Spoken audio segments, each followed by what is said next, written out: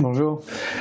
Tu es président de Price Minister, tu es coprésident de France Digital et tu vas aller au sommet du digital, l'événement début février, pour parler de la transformation digitale, de la disruption, de tout ce que, en fait, toutes les raisons pour lesquelles un marketeur doit venir assister au partage qu'il va y avoir.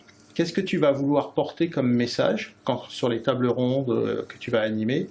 Et pour l'audience, ceux qui vont regarder la vidéo, pourquoi ils devraient aller au sommet du digital?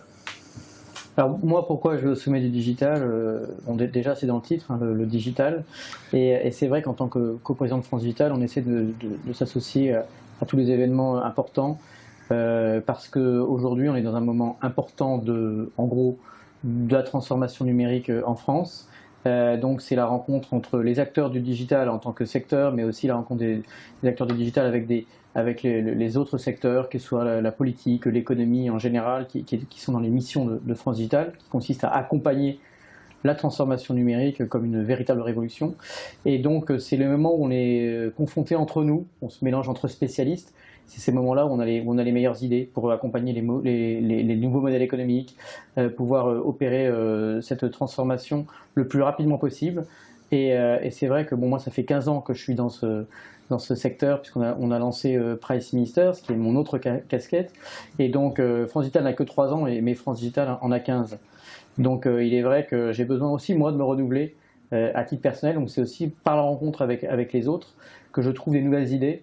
Parce que je sais que même les plus vieux comme Price Minister peuvent aussi se faire uberiser. Donc il faut toujours rester up-to-date, au courant des dernières tendances en termes de web marketing, en termes de growth hacking, comme on dit, hein, donc pour toujours retrouver de la croissance et la renouveler en permanence. C'est intéressant ce que tu dis, parce qu'en fait, on est dans un mouvement. Alors le digital, ça va plus vite, ok, mais là, c'est vrai aussi que même quand on est bien installé, on a besoin d'aller se confronter à ce qui est nouveau et surtout d'être à l'écoute des signaux faibles qui peuvent soit nous donner des opportunités de disrupter un nouveau secteur, soit de subir la disruption nous-mêmes, en fait. Ben, je pense que, en fait, on est sur un marché qui est plus mature que ce qu'on a connu quand il y avait, il y a 15 ans, le début du e-commerce et vraiment le début du numérique en France et de l'Internet. Et quand il y a plus de maturité, il y a une réflexion à avoir autour des outils, de l'innovation. Parce qu'en gros, voilà, le taux d'internautes utilisant donc régulièrement le e-commerce ou les médias digitaux est énorme maintenant en France. Donc d'une certaine manière, il faut se renouveler en permanence, prendre acte qu'il y a des innovations technologiques. Bon, aujourd'hui c'est le mobile et demain ce sera autre chose, probablement l'Internet des objets par exemple. Et donc la relation à la data, la relation au client évolue en permanence. Et je crois fondamentalement qu'on peut se faire disrupter même quand on est dans ce métier, et peut-être surtout quand on est dans ce métier depuis longtemps. C'est vrai des plus grands géants qui ont su réagir, mais certains ont disparu aussi, et tous n'ont pas eu la même approche. Je pense que le fait de se rencontrer de temps en temps, comme au sommet du digital, c'est aussi l'occasion de se confronter à nos propres problèmes. Parfois, c'est des problèmes organisationnels, comment on organise des équipes, comment des équipes web marketing travaillent bien avec des équipes techniques. C'est parfois aussi en observant ce que font les concurrents, mais aussi en observant les best practices dans le monde entier, pas seulement en France. Ce monde global dont on parle, il est d'autant plus vrai quand on est sur le numérique et l'Internet. Et moi, ce qui m'intéresse aussi, c'est de voir l'opinion des autres. Je peux apporter mon expérience. Bon, voilà, 15 ans d'expérience, il y a surtout, je pense qu'il y a du bon à en retirer et aussi peut-être des erreurs que j'ai pu connaître. Et moi, j'ai aussi beaucoup envie d'écouter. Ça, c'est un critère dans le digital, c'est beaucoup d'écoute et pas d'avoir la science infuse, quoi. Ben, en fait, déjà, c'est des métiers assez technologiques, bien entendu, et moi-même, je ne suis pas ingénieur. Donc, en revanche, ça m'intéresse, la technologie m'intéresse. Et je rencontre souvent des gens qui sont plus des geeks et qui sont des vrais ingénieurs et qui ont moins le sens du business. Et c'est ça qui fait un petit peu l'alchimie, je pense, de notre secteur numérique, c'est qu'il y a des innovations qui sont plutôt d'ordre comportemental et marketing, et puis des innovations qui sont plutôt de l'ordre de l'outil et des idées. Et à mon avis, la bonne idée, la bonne solution, elle est à la confluence des deux, c'est-à-dire les innovations d'usage et les innovations techno. Est-ce que ce n'est pas aussi ce besoin justement de s'ouvrir à cette dimension et technique et marketing qui fait que certaines entreprises bien établies et au mode de raisonnement un petit peu unidirectionnel presque ont du mal à se transformer? Parce qu'il faut s'ouvrir sur de la nouveauté qui peut être éphémère. On peut mettre en place une solution d'une start-up qui, 2 ans après, est rachetée, modifie complètement son BP, etc. Donc, c'est quand même une nouvelle façon de penser, quoi. Je pense que l'innovation en général, ça devrait être la capacité à penser out of the box, comme on dit, tous les jours. La réalité, c'est qu'en fait, on est juste des êtres humains, donc on a deux risques, à mon avis, auxquels on est confronté, enfin au moins deux risques avec le temps qui passe. C'est d'une part de rester enfermé dans nos habitudes, c'est-à-dire qu'on continue de penser que ce qui n'a jamais été possible ne sera jamais possible, alors que justement, on est parfois disrupté par des nouvelles innovations qui arrivent, des startups plus récentes et qui nous montrent que ce qu'on n'avait jamais osé espérer finit par arriver. Donc il y a le risque de l'habitude, et puis il y a le risque aussi des plus grosses organisations qui perdent beaucoup en agilité. Donc les grands groupes aujourd'hui en France sont très puissants et ils gagnent beaucoup d'argent, le CAC 40, etc. Mais on sait aussi que c'est plus tellement eux qui innovent, mais ils n'ont pas envie de l'entendre. Donc nous, les plus petites entreprises, quand on est de quelques dizaines à quelques centaines de salariés, on a encore de l'agilité, donc on a encore cette capacité. En tout cas, on ne peut pas avoir l'excuse d'être trop gros. Et moi, je crains un peu ce qui est trop gros. Donc maintenant que Price Minister est un peu ancien et un peu plus gros, je considère qu'un des risques, c'est que quelque chose m'échappe.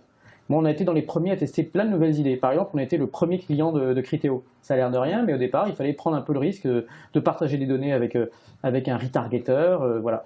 Et pareil, on a été un des premiers clients de Tiny Clues, qui est une boîte de big data. Et ben aujourd'hui, c'est des boîtes qui marchent très bien. Alors, je ne dirais pas que c'est que grâce à nous, mais on les a aidés, mais ils nous ont appris beaucoup. Et probablement aujourd'hui, je passe à côté encore de solutions ou de nouvelles idées qui m'échappent parce que je ne peux pas tout voir.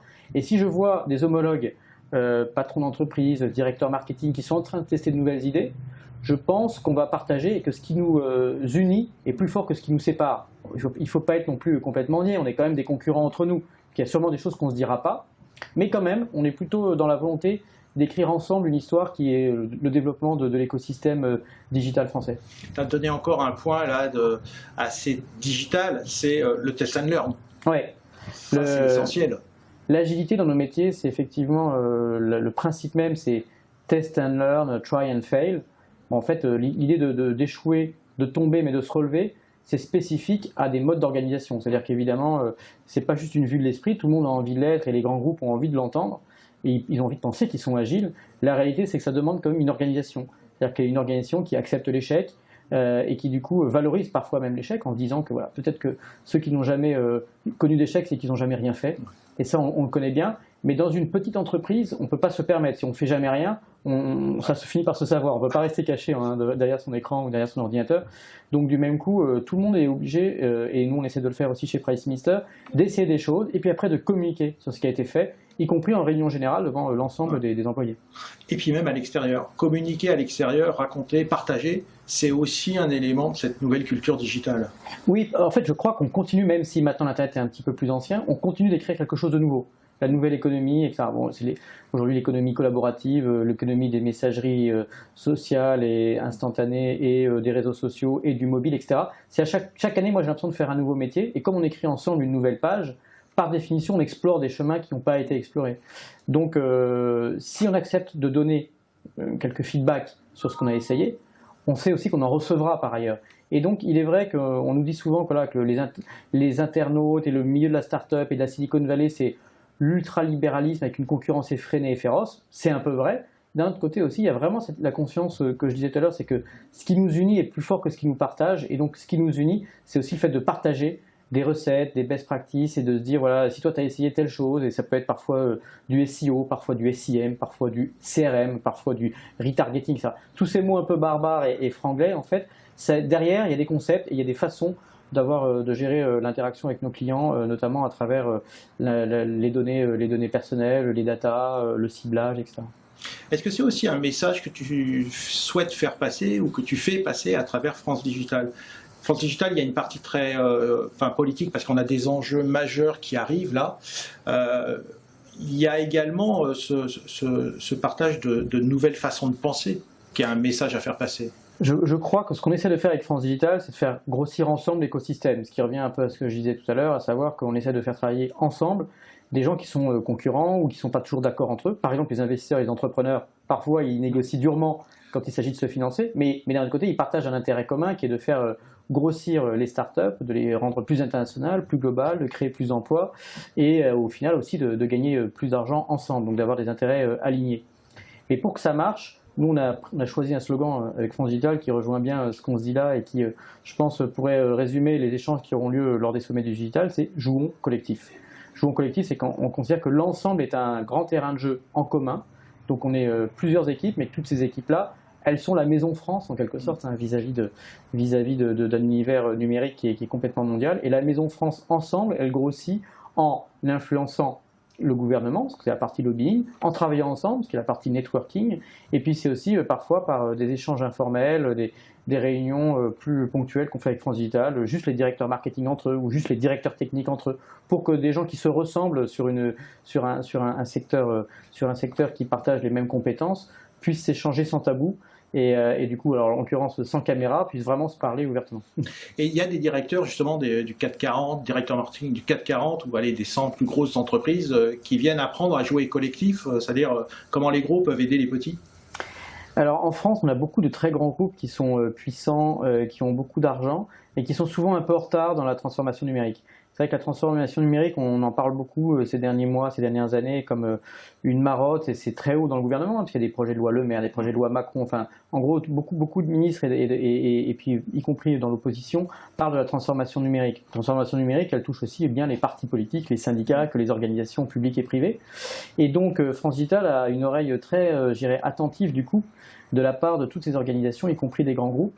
Alors nous, on a des grands groupes qui sont aussi des sponsors, c'est-à-dire qu'ils contribuent et ils voient leur intérêt à nous aider à financer les initiatives de France Digital, c'est-à-dire des réunions, des rassemblements, de la production de contenu, pour travailler ensemble, comme on dit parfois un think tank, hein, c'est-à-dire rassembler de la pensée et de l'intelligence. Nous, on veut être aussi un do tank, c'est pas juste penser, mais mettre en œuvre des actions concrètes avec des grands groupes. Et du même coup, les grands groupes, en tout cas ceux qui sont, je dirais, qui n'ont pas trop d'ego et qui sont prêts à écouter les plus petites entreprises, sont intéressés par ces modes d'organisation. Et je crois qu'on a à apprendre des startups californiennes, coréennes, y compris françaises. Enfin, dans le monde entier, il y a des nouveaux modes d'organisation, des organisations qui sont moins pyramidales, qui sont plus flat, hein, donc avec moins de niveaux hiérarchiques, et donc qui permettent du coup d'être plus agiles, parce qu'elles responsabilisent davantage chaque collaborateur dans une entreprise. Donc en gros, tous ces directeurs marketing du CAC 40, il faut qu'ils viennent un petit peu s'immerger au sommet du digital pour venir un peu palper. Non, mais je pense qu'il faut qu'ils viennent, que ce soit des directeurs marketing ou d'autres métiers qui sont dans les COMEX des grands groupes. Parce qu'on a aussi à apprendre d'eux. En fait, il faut être humble. Parfois, les start-upers ont une position un peu arrogante en disant nous, on a tout compris, on sait ce que c'est que le numérique, on sait ce que c'est que l'agilité. La réalité, c'est qu'il ne faut pas oublier que la force en France, c'est quand même les grands groupes. C'est eux qui sont les plus puissants, qui ont la capacité d'investissement, qui font des entreprises très profitables d'une part, qui exportent énormément. Donc on a aussi beaucoup à apprendre dans les modes d'organisation. Et je crois que le succès, il est à l'interaction entre ces deux univers. Jouons collectif. Voilà, jouons collectif au sommet du digital. Voilà. Merci beaucoup, Olivier. Merci.